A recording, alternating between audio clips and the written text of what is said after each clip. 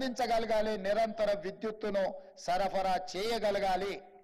సాంకేతిక నైపుణ్యం ఉన్న వాళ్లకు ఎంప్లాయీస్ని మనం ప్రొవైడ్ చేయగలిగినప్పుడు తప్పకుండా చైనాతో పోటీపడి చైనా కంటే కూడా గొప్పగా రాణించగలం. ఇలా కోవిడ్ తర్వాత ప్రపంచంలో వచ్చిన ఆలోచన విధానంలో మార్పులు చైనా +1 కంట్రీ అనే విధంగా, ఎందుకంటే సౌత్ కొరియా నుంచి మొదలెడితే యుఎస్ వరకు గతంలో వాళ్ళు ఇండస్ట్రియల్ రెవల్యూషన్ వచ్చిన చైనా మీదనే ఉత్పత్తులకు ఆధారపడేది. కానీ కోవిడ్ తర్వాత వచ్చిన పరిణామాలు, మార్పులు, అనుమానాలు చైనా కాకుండా ఇతర దేశాలలో కూడా పరిశ్రమలు నెలకొల్పాలి. ఆ పరిశ్రమల దగ్గర మా ఉత్పత్తులు, మాకు అవసరమైన ఉత్పత్తి అక్కడ జరగాలి అని ఈరోజు ఇతర దేశాలు ఆలోచన చేస్తున్నాయి. ఆ దేశాలన్నీ కూడా ఈ మధ్యకాలంలో నేను, శ్రీధర్ బాబు గారు యుఎస్, సౌత్ కొరియా చాలా దేశాల పెట్టుబడుల గురించి మేము మాట్లాడినాం, పారిశ్రామికవేత్తలను కలిసినాం. వాళ్ళ ఆలోచన ఒక్కటే, చైనాకు ప్రత్యామ్నాయంగా ఉన్న దేశంలో పెట్టుబడులు పెట్టాలి అని అనుకుంటున్నారు. నేను వాళ్ళకి చెప్పిన, చైనాకు ప్రత్యామ్నాయంగా భారతదేశంలో ప్రత్యామ్నాయం తెలంగాణ. చైనా +1 కంట్రీ అంటే దట్ ఈజ్ మై తెలంగాణ. తెలంగాణలో మీరు పెట్టుబడులు పెట్టండి, తెలంగాణలో పరిశ్రమలు ప్రోత్సహించే బాధ్యత మాది అని చెప్పడమే కాకుండా ఈరోజు ఫ్యూచర్ సిటీని డిజైన్ చేసినాము. అక్కడ లైఫ్ సైన్సెస్, గ్రీన్ ఫార్మా, రకరకాల పరిశ్రమలు, దానికి సంబంధించిన ఏర్పాట్లను అన్నిటిని కూడా వేగంగా ముందుకు తీసుకెళ్లడానికి విధి విధానాలను ఖరారు చేసినాం. ఇవాళ తెలంగాణ రాష్ట్రం వడ్డించిన విస్తరిలాగా ఉంది.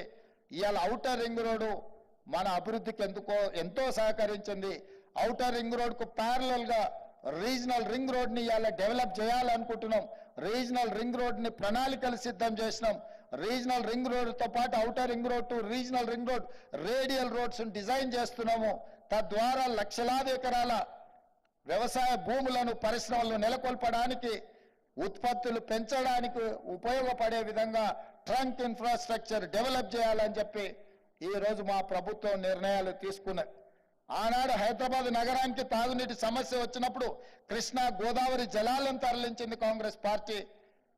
అదేవిధంగా హైదరాబాద్ నగరంలో మెట్రోను నిర్మించింది ఆనాడు డాక్టర్ వైఎస్ రాజశేఖర రెడ్డి గారు ముఖ్యమంత్రిగా ఉన్నప్పుడు. ఇవాళ మెట్రోను విస్తరించదలుచుకున్నాం, తాగునీటి సమస్యల్ని పరిష్కరించదలుచుకున్నాం, పరిశ్రమలకు అవసరమైన విద్యుత్తును, నీటి సరఫరాను చేయదలుచుకున్నాం, పరిశ్రమలకు అవసరమైన భూములను కేటాయించదలుచుకున్నాం. ఆ భూసేకరణలో భూములు కోల్పోతున్న రైతులను భాగస్వాములను చేయదలుచుకున్నాం. ఇవాళ మూసీ అంటే మురికి కూపం కాదు, మూసీ అంటే ఒక ఇండస్ట్రియల్ రెవల్యూషన్ వచ్చిన ప్రాంతంగా డెవలప్ చేయాలని మూసీ రివర్ డెవలప్మెంట్ ఫ్రంట్ని ఈరోజు ముందుకు తీసుకొచ్చినాం. దానికోసం కూడా అంతర్జాతీయ కన్సల్టెంట్స్ను అపాయింట్ చేసినాం. తొందరలోనే హడ్సన్ రివర్ అమెరికాలో ఉన్నట్టుగా, థేమ్ రివర్ లండన్లో ఉన్నట్టుగా తెలంగాణ రాష్ట్రంలో హైదరాబాద్ నగరంలో మూసీ రివర్ను డెవలప్ చేసి ప్రపంచంలో పర్యాటకులందరూ కూడా వచ్చి మూసీని చూసే విధంగా, మూసీ అంటే ఒక అద్భుతం, మ్యాన్ మేడ్ వండర్ అనే విధంగా తీర్చిదిద్దాలి అని చెప్పి ఈరోజు మా ప్రభుత్వం నిర్ణయాలు తీసుకొని ముందుకు వెళ్తున్నది. ఇన్ని ఆలోచనలతోని రాష్ట్ర అభివృద్ధి కోసం మేము పాటుపడుతున్నాం, కష్టపడుతున్నాం. మేమందరం కూడా ఈరోజు కష్టపడుతున్నాం. కొందరికి అనుభవం ఉంది, కొందరికి అనుభవం లేకపోయినా కష్టపడాలన్న ఆలోచన, ఈ రాష్ట్రాన్ని అభివృద్ధి పదం వైపు నడిపించాలన్న ఆకాంక్ష మాకున్నది. మీరందరూ పెట్టుబడులు పెట్టండి, మీకు అవసరమైన అన్ని సహకారాలు మా ప్రభుత్వం అందిస్తుంది. ఈ ప్రభుత్వం ప్రజాపాలనను అందిస్తుంది, ప్రజలకు అందుబాటులో ఉంటుంది. ఎప్పుడు ఎవరైనా ఈ ప్రభుత్వాన్ని కలవచ్చు. ఈ ప్రభుత్వం గడీల మధ్యన లేదు, ఈ ప్రభుత్వం ప్రజల మధ్యన ఉంది. ఈ ప్రభుత్వ కార్యాలయాల దర్వాజాలు బార్లా తెరిచి ఉన్నాయి. ఎప్పుడైనా మీరు రావచ్చు, మీరు చెప్పొచ్చు.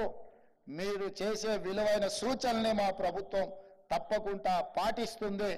ఎప్పుడైతే దళితులు, గిరిజనులు ఆర్థికంగా ఎదుగుతారో, మహిళలు ఆర్థికంగా నిలదొక్కుంటారో, ముఖ్యంగా ఆర్థిక వ్యవస్థ మహిళల చేతుల్లో ఉన్నప్పుడే ఆ కుటుంబం బాగుపడుతుంది. ఏ గ్రామంలో అమ్మ చేతిలో పెత్తనం ఉంటుందో ఆ కుటుంబం బాగుపడ్డది మేము కళ్ళతో చూసినాం. అందుకే 63 లక్షల మంది సెల్ఫ్ హెల్ప్ గ్రూప్ మహిళల్ని 1 కోటి మందికి పెంచాలి, 1 కోటి మందిని కోటీశ్వరులను చేయాలన్న లక్ష్యంతోనే మా ప్రభుత్వం ప్రణాళికలు సిద్ధం చేస్తుంది. ఇదే శిల్పారామం పక్కనే నైట్ బజార్ అని చెప్పి 3 ఎకరాల పైన ఈ రోజు ఆ ప్రాంతాన్ని సెల్ఫ్ హెల్ప్ గ్రూప్లకు కేటాయించడం వాళ్ళు